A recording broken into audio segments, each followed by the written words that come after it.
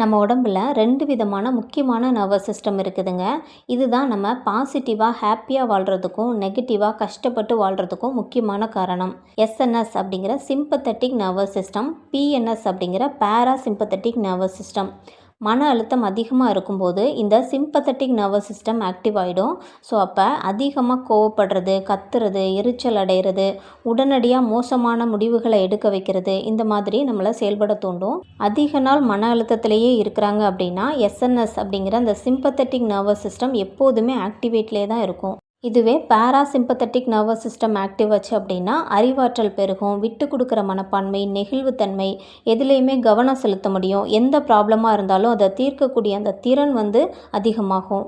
So இந்த நல்ல விதமான உணர்ச்சிகளை தூண்டக்கூடிய பேராசிம்பத்தட்டிக் நர்வஸ் சிஸ்டம் ஆக்டிவ் ஆகணும் அப்படின்னா நிம்மதியான தூக்கம் இருக்கணும், மெதுவான நடைப்பயிற்சி பண்ணுறது நல்லது, ஹெல்த்தியான ஃபுட் எடுத்துக்கணும், மனசுக்கு பிடிச்ச விஷயங்களை அதிகமாக செய்யணும், டீப் ப்ரீத்திங் எக்ஸசைஸ் பண்ணி வேகஸ் நர்வ் ஆக்டிவேட் பண்ணுறது மூலமாகவும் சரி பண்ணிக்கலாம்.